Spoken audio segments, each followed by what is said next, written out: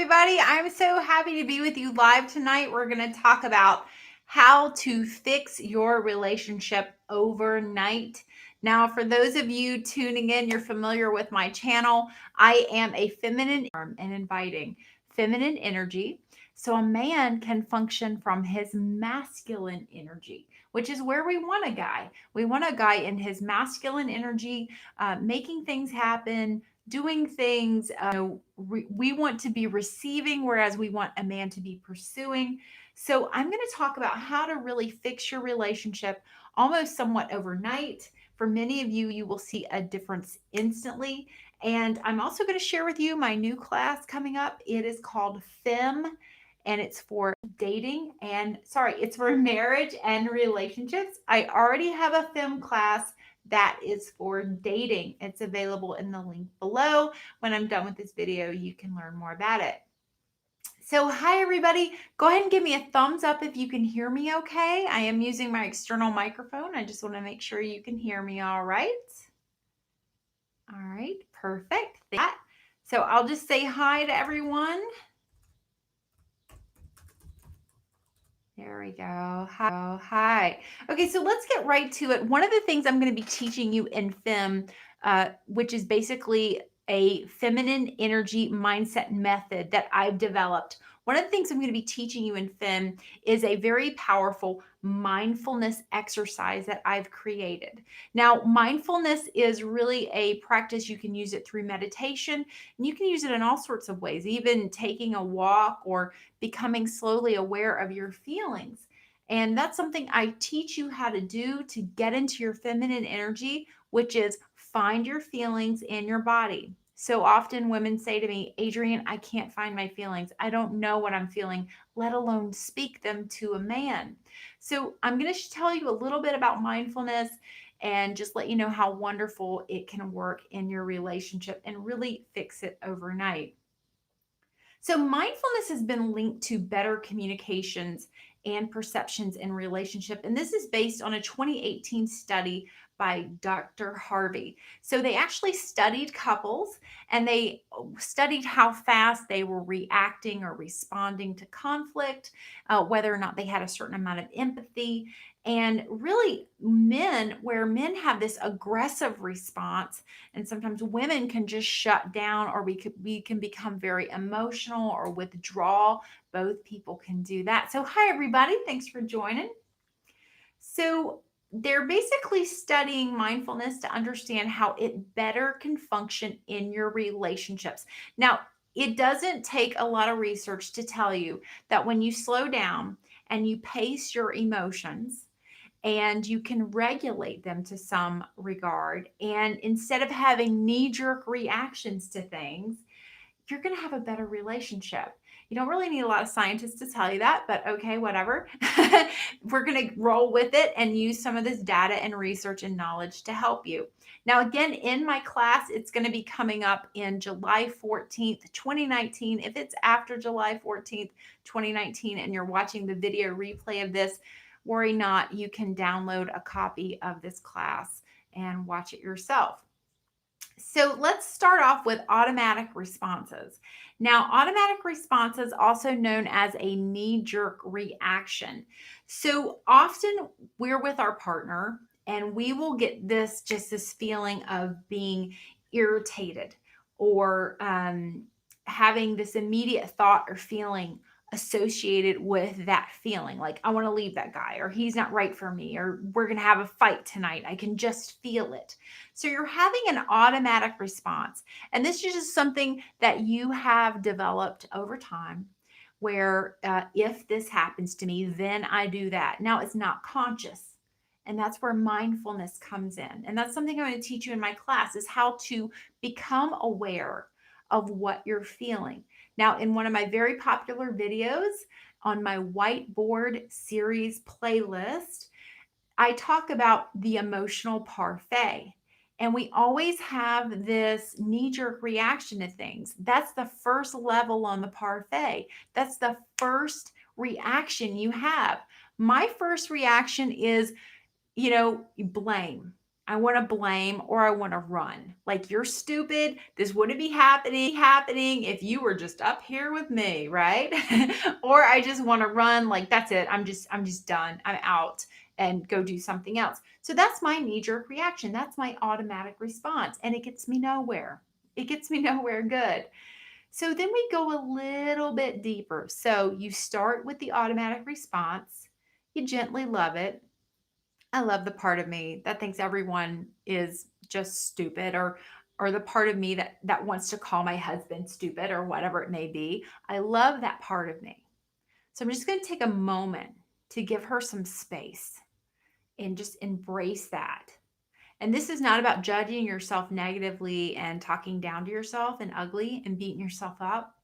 It's about, this is where I am at. And you're a human. Your brain is an automatic machine. It's a problem solving machine. And that's all it's doing. It's just tossing to you the first best way to solve this. They're dumb. Okay. It's a quick judgment. We do it all the time. Now take a nice breath. What's the next thing you're feeling about your partner or that situation? And if you need a little coaxing, you can ask yourself, what would this be like without this drama right now? Or how do I want this situation to end? And just notice what you're feeling. You might be mad as heck. You might be ready to just rip his head off. You might be ready to just yell and have a big argument and engage. But instead, I want you to just notice that that's your reflex and go to the next feeling you're having. Now, ladies, you can do the emotional parfait exercise over any emotion you're feeling. It doesn't have to always just be anger or upset. Any emotion you're having, you can learn those layers and follow through with them and see what's coming up in your parfait layers. Eventually, you will get to a different feeling that is either fear or love.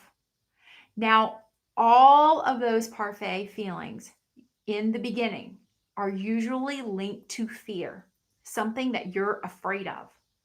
Um, you know, you're fearful that your partner won't be able to keep up with you intellectually. You're fearful that your partner is never going to be a good provider. You're fearful that you're going to be alone. You're fearful you're going to get abandoned again. So keep following that down that rabbit hole and you find that fear and see if you can find love. That is when we move on to the next one, which is connecting to others through the self. So this is part of mindfulness. This is self-other connecting. That's where you have empathy. That's where you look at your partner and this is who I've chosen. This is the path I've chosen. This is where I'm at right now. How can I transform this moment with love? What is it I can do with love? Now, we're not talking about protecting yourself from a really bad situation or violence or something like that. I always get these radically other questions sometimes. So I don't mind overtraining you. I don't mind giving you the worst possible scenario so you can work your way backwards. So you can know when your husband just forgets your birthday or your guy doesn't call for 2, 3 days, how do you handle it? How do you handle that anger versus you're in a fearful situation you need to get out of? So this is about compassion. This is about, let's say he forgot your birthday. Let's use something kind of in the middle of extreme. All right. And feel free to give me an idea in chat, ladies, if you have something. So let's say he forgot your birthday.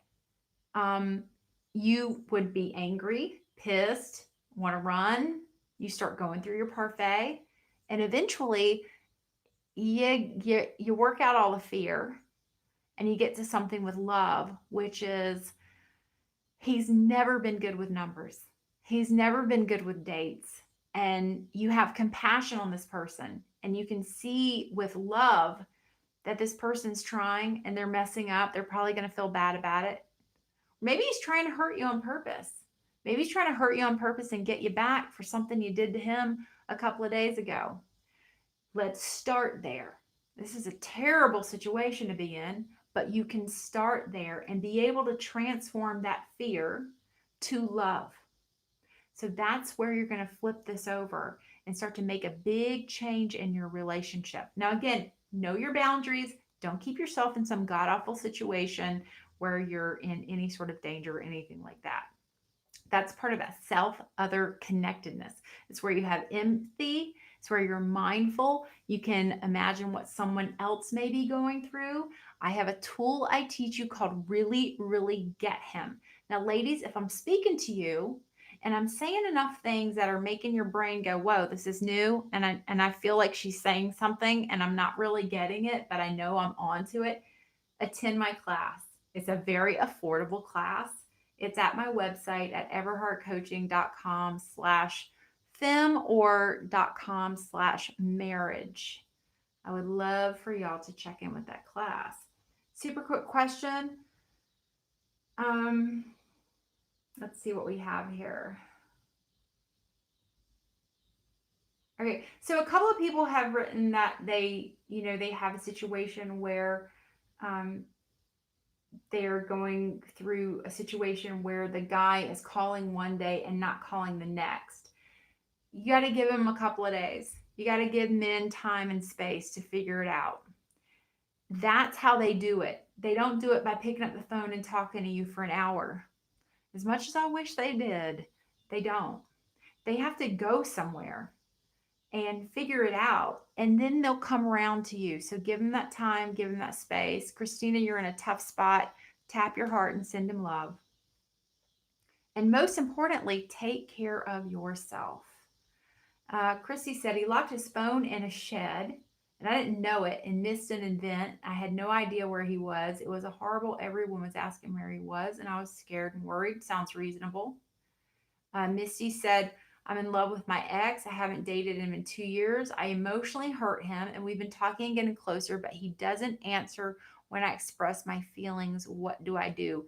So you don't want to keep pushing that expressing my feelings. Like, why won't you connect with me? I'm going to keep giving you feeling statements. You should be connecting with me right now, right? Or worse, someone will write me and say, feeling statements don't work, Adrienne. Well, the guy's got to be there with you. And if he's not, he's not. There are some things you can do. Like I can tell you, Misty, if you stopped talking to him for a few days, if you let some space happen, he would get a little curious and he would wonder where you're at and he would wonder what you're up to. So make sure that you're going to have a reconnection phase. I have ABCs to get him back. You want to be in the reconnection phase. You want to see if there is a place that you can reconnect and kind of see where the two of you can go. And then you got to start dating all over again. There's no instant relationship back into the relationship you were in before. All right. So I'm getting off topic. That's in the ABCs to get him back. Last thing I want to talk about fixing your relationship is regulating your emotions. Having some sort of way to regulate your emotions. And when you have practiced mindfulness, and you're practicing it every day, it's not like, all of a sudden you just know how to do this stuff. It happens slowly because you are, in essence, hacking your brain. You're rewiring your brain. You're not letting the automatic part of your brain, the monkey brain, you're not letting it steer the ship anymore.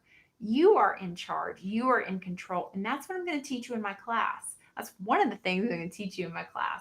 But these mindfulness techniques are going to get you back in touch with who you really are, not the knee-jerk reaction, not the monkey brain, not the part of you that goes, oh my God, why did I just say or do that? We get you mindful. We get you mindful in touch with yourself. So a lot of times you experience an emotion that you don't want to be having. It could be fear, anxiety, depression, whatever it is. You have this emotion you don't want to have. Like the guy locked his phone in the shed and you're angry and you're upset. And then everybody's coming up to you going, well, where is he at? What's happening? What's going on? And you've got this just whirlwind going on inside of yourself, you see? So this is where emotional regulation comes in.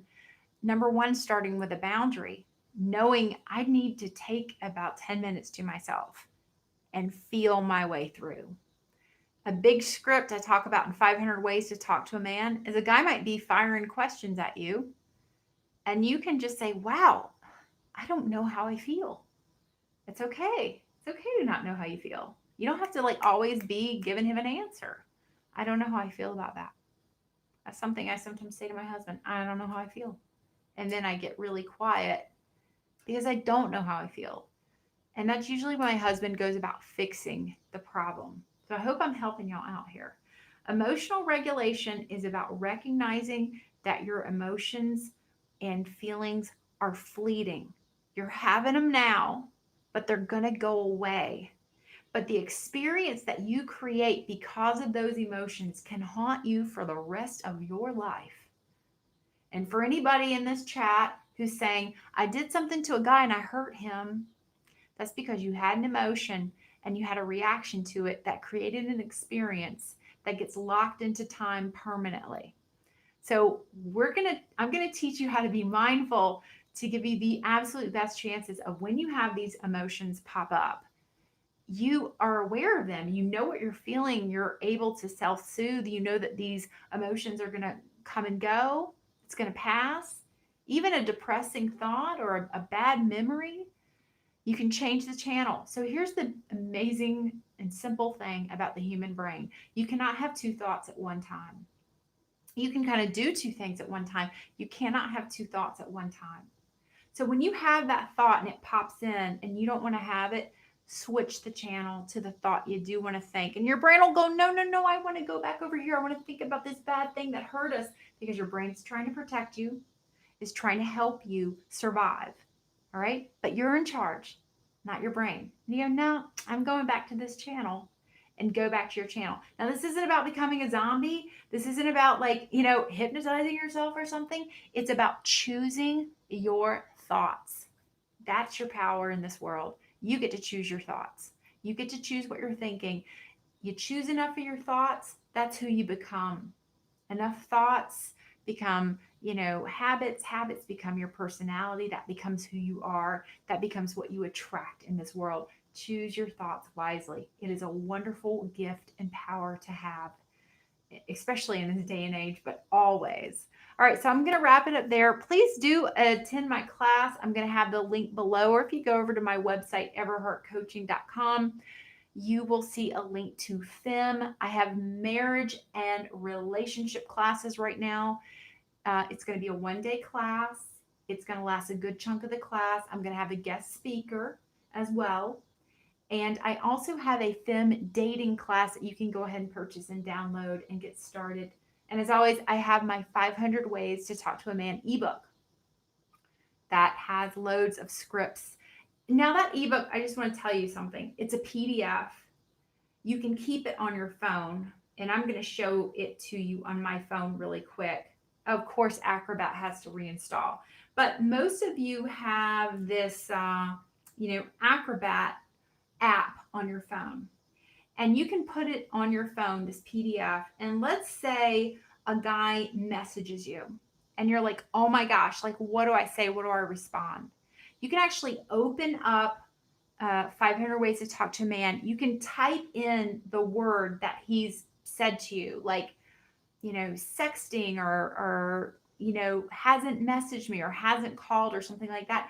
And you'll come up with the scripts. It'll give you the scripts that I've written about that. The beginning of the book talks about how to get in touch with your feelings and things like this. So you can use this book as a quick fix to help guide you a little bit. All right. So a big question I keep getting about class, and it's on my website. All the Q&As that I'm about to answer, I can promise you, are on my website. If I find one that isn't on my website, I'll add it. Can you watch the class later if you purchase it? Yes. In about 1 to 3 days, you'll be emailed a copy of the class. And you also get instant access to the VIP library. I talk about Sex, Sex, Sex, my little ebook that has all that sex protocol in it. That's a really popular one. It's been downloaded so many times. So that's in the library. All sorts of really juicy, good stuff is in the library. Do you have to be married or in a relationship to attend class? No. In fact, anyone who took FEM dating, even if you are married or in a relationship, I had loads of married women, because I teach you how to date your husband forever. I teach you how to keep it like y'all are dating forever. That is, in my opinion, the way to have a healthy, happy, long lasting marriage is have this feeling of, I'm just dating him. Have that energy in your vibe. And when you're dating a guy, he's always working for you. He's always trying to do stuff for you. He's always trying to win you over. He's always anxious when he's going to get you in bed. That is where you want to keep a man, right there in that spot. I teach you how to do that in my class. So you don't have to be married or in a relationship. I prep you for being married and in a relationship. That's one of the second things I go over in class is that if you're not married and you're not in a relationship, I'm going to teach you my marriage manifesting tool and teach you how to get there. I wish in 500 ways you told how to respond to I love you. I do talk about men not saying I love you in that book, but ultimately, and go back and read the first part of that book where is you find what you're feeling in your body. Let me coach you right now. A guy says, I love you. What are you feeling? If you don't know how to answer, I'm flattered. I need some time to find how I feel. That's how you feel. I'm assuming that's how you feel. I'm taking a guess. All right. I would love to take just one or two questions. Feel free to ask anything about class, and then I got to go. uh, so 500 ways popped up on my phone here. And this is what it looks like. Okay. That's what it'll look like on your phone. And it's over 176 pages long. And so this first part you see here, I'm talking about scripting and I'm teaching you how to find your feelings and speak them. Now, I also have a, let's see here, table of contents. And I cover a ton of topics in that table of contents. And you should be able to touch on it. Sorry, I'm getting text. Well, it tells you the page that that topic is on. And then a really, really cool thing is that I do a bunch of this. I actually have these little pretend texts you can have with a guy, things that guys will say to you. So I've been doing this a big long time. I even have this little checklist if you are a texting buddy, uh, what it is to be a text buddy, not really dating, not in a relationship. All right, so let's take a couple questions.